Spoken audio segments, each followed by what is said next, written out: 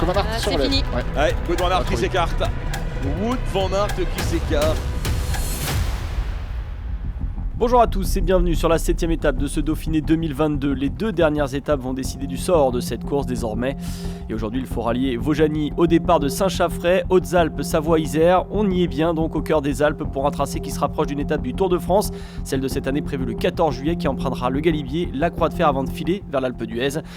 Mais aussi une étape qui rappelle celle du Tour 2017, la 17ème entre Lamure et Serre-Chevalier avec les deux cols mythiques Galibier Croix de Fer. On avait enchaîné à l'inverse et là où Primož Roglič avait remporté sa première étape sur le Tour de France. C'est vraiment un très beau souvenir. C'était incroyable la manière dont j'ai gagné ma première étape sur le Tour de France en 2017 en terminant tout seul à Serre-Chevalier. Aujourd'hui, on prend dans le sens inverse des ascensions, mais bon, ça va vraiment être une étape super dure. On va essayer de prendre du plaisir déjà. Son coéquipier chez Jumbo-Visma, Wout van Aert, devrait donc céder sa place à son leader aujourd'hui, un leader qui risque d'être attaqué par quelques outsiders. Je pense qu'aujourd'hui ça va pas être une étape trop folle avec les deux premières ascensions qui sont très longues. En plus les équipiers de Jumbo-Visma sont très forts, donc je pense que ça va plutôt être agressif dans la dernière ascension vers Vaujany où ça va attaquer à tout va.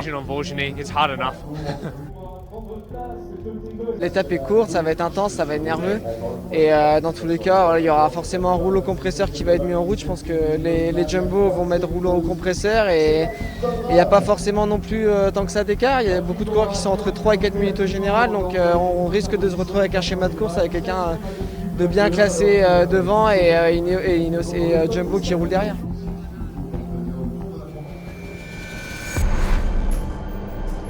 Beaucoup d'équipes et de coureurs qui ont pour le moment peu montré leur tête veulent être dans l'échappée du jour, mais un homme est à l'initiative, c'est Pierre Rolland, très en vue dans ce Dauphiné, avec un objectif, le maillot à pois.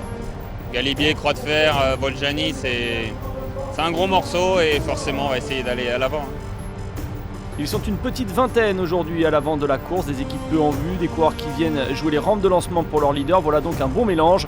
Jumbo-Visma a fait la sélection et quelques équipes de favoris ont placé des pions, notamment Amador pour Geoghegan Hart chez Ineos Grenadier, Luis Leon Sanchez pour Bahrain Victorious et Caruso, Mühlberger et Verona chez Movistar pour Jorgenson ou encore Armirail pour Gaudu chez Groupama FDJ. L'écart ne prend pas trop d'ampleur et les hommes de tête entament la Croix de Fer avec environ 3 minutes d'avance. Devant un homme tente de rouler en solitaire, Mark Donovan a pris une quarantaine de secondes.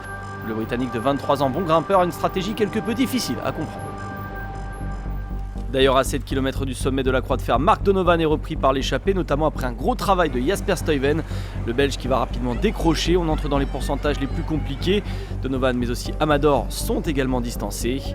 Dans le peloton on se rapproche, UnoX travaille avec Jumbo-Visma et bientôt ce sont les Groupama FDJ qui roulent en tête de peloton avec Kevin Genietz. David Gaudu doit avoir quelques espoirs pour cette étape, l'écart reste stable.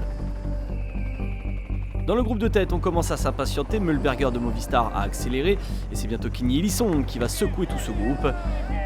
Ils ne sont plus beaucoup à l'avant, Pierre Rolland, Victor Lafay, Carlos Verona les ont rejoints. Le sommet approche et le peloton lui est réduit à une grosse vingtaine de coureurs. Le maillot jaune et bleu finit par lâcher, Van Aert va perdre sa tunique. Bahrain vient également se mêler à la poursuite des échappés sur la fin de l'ascension avec Jack Haig et Caruso. Devant Pierre Rolland qui a bien géré la montée, passe en tête au sommet du col de la Croix de Fer et fait quasiment main basse sur le maillot à pois, sauf scénario improbable, surtout après être déjà passé en tête au sommet du Galibier en début d'étape. Carlos Verona de la Movistar qui est passé avec Rolland au sommet a continué son effort et bientôt Kenny Elissonde accélère pour aller le rejoindre. Ils sont désormais deux en tête, la descente est très rapide.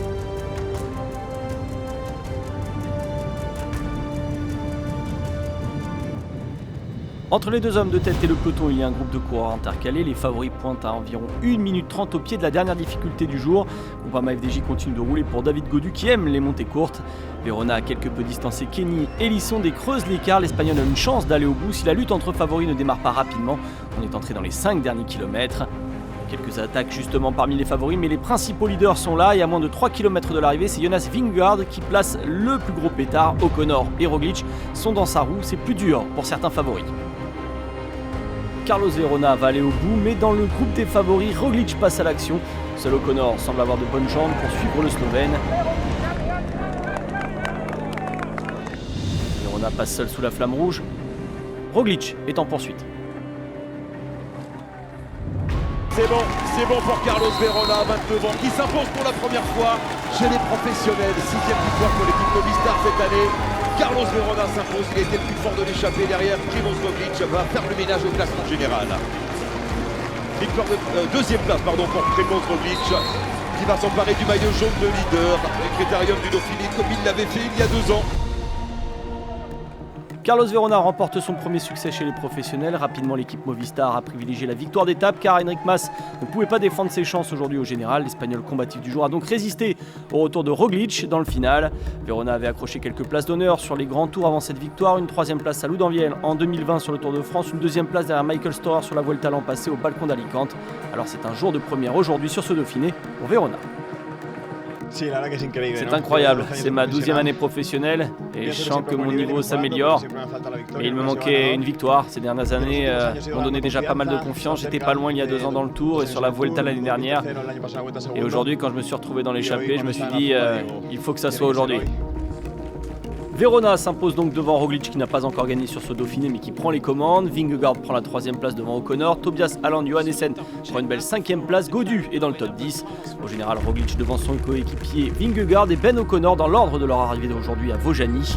Geoghenaert et Caruso complètent le top 5. Gaudu est juste derrière.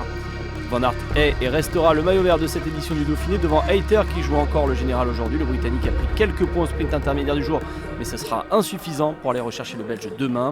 Pierre Rolland a assuré de belle manière son maillot à poids avec les 2 cols hors catégorie de la journée passée en tête. Avec plus de points d'avance au classement sur son dauphin Verona que de points distribués demain, Rolland va remporter son 2e maillot de meilleur grimpeur sur le Dauphiné après celui de 2008. Belle bagarre demain entre les 2 premiers du classement du meilleur jeune. Le maillot blanc a basculé sur les épaules du Norvégien Tobias Allan Johannessen qui possède 1 seconde d'avance sur Matteo Jorgensen. Demain, place à l'ultime étape vers le plateau de Solaison, en Haute-Savoie, le col de la Colombière et la montée finale de 13 km à plus de 9% de pente moyenne vont décider du sort de ce Dauphiné. Il reste une dernière chance pour les adversaires de Roglic afin de l'empêcher de faire le doublé Paris-Nice Dauphiné cette saison.